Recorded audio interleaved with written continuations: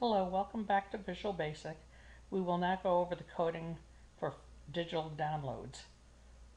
If you remember, the form did look like this, and now we will code it so that when it works, it will now change from XX per download to 99 cents per download. The number of downloads, say we have 2 downloads, and then the total cost of downloads, which was place marked by 888.88, we'll now calculate. We'll multiply 2 times 99 cents, giving you $1.98. Then you can clear this and exit this form. Okay, let's go to the coding. The first part of the coding will say option strict on. Now you can note that option strict on prevents data type conversions that will cause data loss. It prevents conversion between numeric types and string types. For instance, when we did our first calculation program, we were mixing string and data types. Now you will no longer be able to do that as we progress in Visual Basic. The reason that you do not want to do this is that it can cause data loss on more advanced programs. So option strict on means if you multiply 2 numbers or add 2 numbers up, they have to be added as numerics. They have to be converted to numerics, which we'll go over soon. They no longer can be text boxes from the form as we did before. Earlier we did, this would be a text box which is non-numeric, and we would have multiplied it by a numeric. So that will change. Option strict will give you an error if you try to mix non-numeric and numeric, string and numeric, that is. Okay, the first thing we have here is a public class, which you start off with in every program, and the name of the form downloads, which is form downloads, which is this.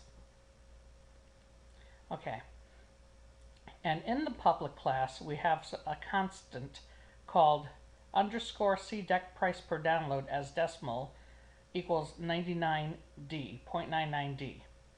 That means many times a constant, you cannot change the value of a constant in a program. The constant will always remain the same.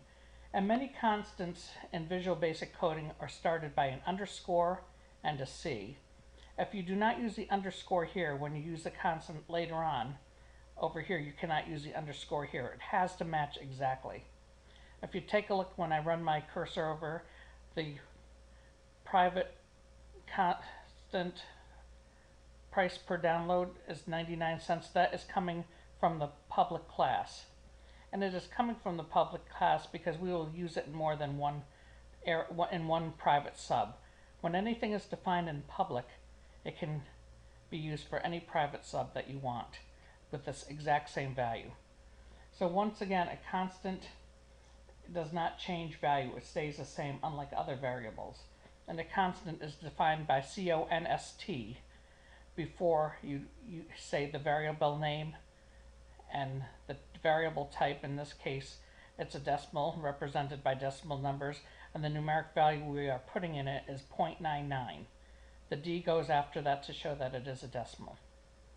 As we progress in this program, the next thing we have is a subroutine button calculate.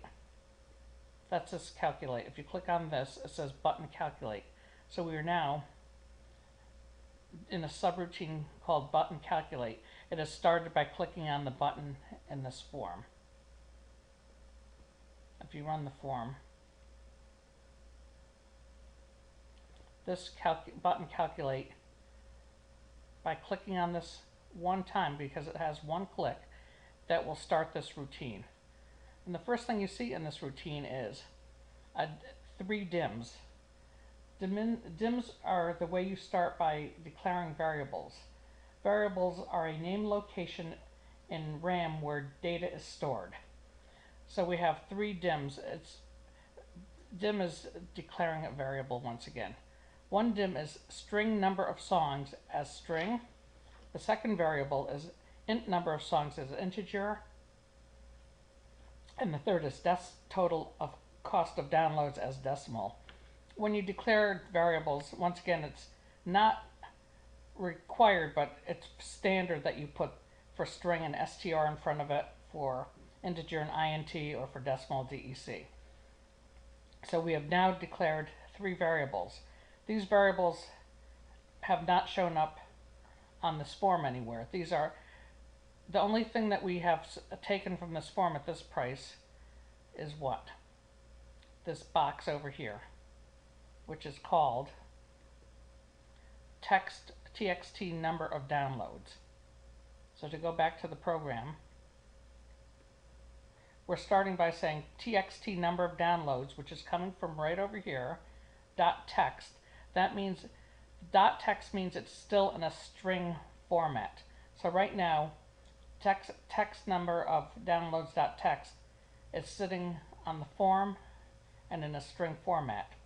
We are now saying string number of songs equal text number of downloads dot text. That means the string number of songs is now going to hold the value of text. So for instance, if we put a 3 in number of downloads to calculate, the number of text number of downloads dot text is now going to be stored in str number of songs, string number of songs. So this will have a 3, and now it's going to be stored in the variable that we declared. And if you go down to the next line, the int number of songs now says convert to int 32 string number of songs. String number of songs, as you saw before, over here, is 3. So the 3, which is in the text box dot text, is now stored in the string number of strings, and here we have the string number of strings. But what we are doing is we are changing it. We're converting convert to int 32. This is a procedure. The procedure allows you to convert a string to an integer in this case. You can also convert an integer to a string. It would be convert dot to string, but in this case we want this to become numeric. So once it becomes numeric, it will be an integer number because it's to int 32. What happens is it says convert dot to int 32. To int 32 is in the Visual Basic library, which has a little program which will convert string number of songs to an integer once again. And the string value is converted. Once it's converted, now this is now looked upon as numeric. And that is why you're allowed to put this numeric, which is the 3, into int number of songs. So int number of songs is now holding that 3, and now it has been put into int number of songs as an integer.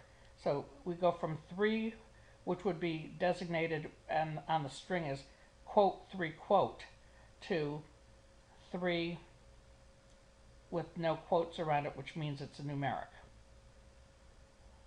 Okay, and then the next line, you're doing dec total of downloads. So if you take a look, number of downloads is 3. So it's int number of songs, which we put 3, times this asterisk, which is above the 8 on the keyboard, is equal to what? CDEC price per download, which we have right up here. So that's going into this, and it's 99 cents. We're multiplying it by 3, which came originally from here, and it was converted from a string to a number. And when these are multiplied, 3 times 0.99, you get the price of $2.97. And stored in dec total of cost of downloads is now $2.97. The next line is LBL total cost.text. What are we going to store in there? We're going to store LBL total cost.text, by the way, is this field right here. It's a label, and we named it LBL total cost.text. So we want this answer from the program to go back onto the form, which we've showed how it does here. But what you have to do is you have to well, deck total cost of downloads, which is here, which holds number 297, we are now going to the function dot to string. So it's changing it to string. And then once it changes it to string, we have a C that stands for currency. It puts dollar signs and decimal points. And once again, the toString is a function that converts a value from a numeric to a string. Then the next line is a clear button. In the clear button, what we're doing is we're clearing text number of downloads dot clear, clears it automatically. LBL total cost of text equals double quote, and text number of downloads dot focus. So the clear, we'll clear this, and the dot focus is text number of downloads dot focus, so it puts it in the text number of downloads. We have one more routine that is of importance. It's called form digital downloads. If you remember, when we started running this program, the form appeared like this. It had x.xx per download. Once we ran it, it said 99 cents per download. The reason it says this is because we went to this public sub form downloads underscore load. That means when you're loading anything into a form, this is the first thing it does when it executes a program. It loads anything that you ask into the form. So when you start to run this program, the first thing that it will do when you run this form is go to the load. It's loading the form, and you're telling it to do things while the form is loading. One thing that you're doing is LBL total cost of text equals double quotes. That makes this blank over here. It had 888.8, but that became blank now. Another thing that we're asking it to do is text number of downloads dot focus.